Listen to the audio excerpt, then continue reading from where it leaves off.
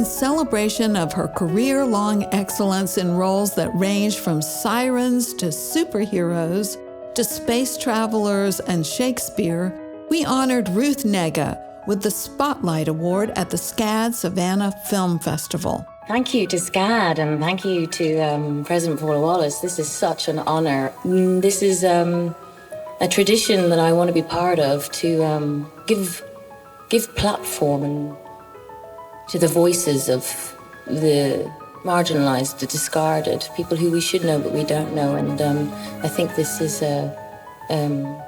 part of that tradition that I hope will continue. Thank you. Ruth, congratulations on your Spotlight Award, and thank you so much for bringing Passing that we're honored to screen at the SCAD Film Festival. Thank you for having me. It's an honor to be here and to be a recipient of the award. It's thrilling, really. I feel very lucky. I'm curious, where did you start when developing Claire? The source material for everybody was the novella, which was published in 1929, called Passing, by Nella Larson. And really, it is, to me, an exquisite psychological study of two women of color at that time. I mean, ostensibly, it's about racial passing, but actually interwoven into that novella is the idea that, and Irene says it, we're all passing for something, aren't we? And how our identities are complex and nuanced. So timely and timeless, and yet evocative of that era of the 1920s, yes. Which I love the look of it. Yes. And just such a profound story, too. So there's a conversation that Irene has with her husband, Brian Redfield, played by the amazing Andre Howland, about lynching.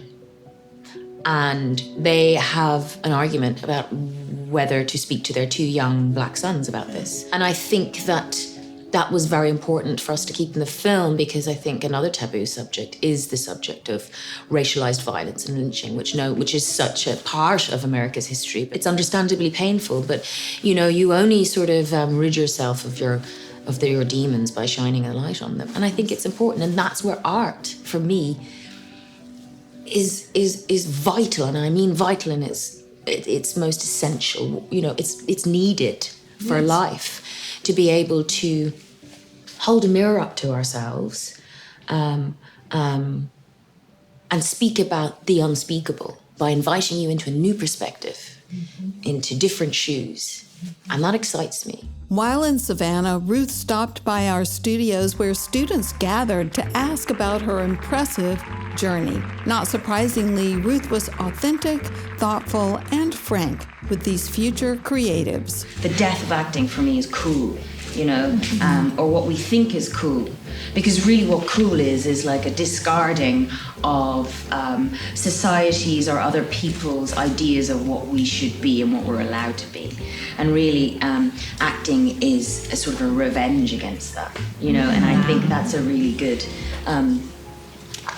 way of thinking about it, especially when you're scared. I was really impressed by the questions I got this morning. They were so well crafted and really genuine and honest, and I appreciated that. And so even just being in a room with other artists and just having a conversation about anything, can be sort of, really generative and inspiring. Here at SCAD, we pay tribute to the courage of Ellen Craft, who in 1848 passed as white and saved herself and her husband and was able to escape. I wonder if there are any historical characters that inspired your portrayal of Claire. Well, I've always been interested in American history. And when I was a teenager, I read about William and Ellen Craft. You did? Yes. So I'm thrilled that you're honoring them, because that is a story that has stayed with me since I read it, since I was 14 or 15 at the time. William and Ellen Craft were enslaved people living in Macon, Georgia, when they decided to risk everything to seek freedom. Posing as a white male, the fair-skinned Ellen Craft boarded a train with her husband posing as her slave. They embarked on a dangerous journey that included a stop through Savannah. Their story is the subject of the SCAD original film, 1,000 Miles and Counting. The film is part of the permanent collection at the SCAD Museum of Art, which stands on the very location of the train station they passed through on their journey to freedom. I just think the tenacity, Courage. and courage, and you know what that story is, it speaks for many. Yes. You know, Yes. I mean, it's extraordinary what this woman and her husband survived, and the lengths they had to go to by playing a part. And I think that's the thing is these stories, as in Claire and Irene in the film, these personal stories are so important. They're personal, but they also are universal. And so I feel it's curiosity about human nature, wanting to find myself in other women, and therefore, I suppose, hoping that process can be repeated through me, maybe, you know, and that's what, it's all an exchange of ideas, really. Well, this may be your first time to the SCAD Savannah Film Festival, but I hope it won't be the last. Absolutely not. I hope not either. I'm thrilled to be here. The energy and the vibrancy of here is just, it's undeniable, and it's very exciting. Thank you for educating the students today. And me. Thank you. Thank you very much, Paula.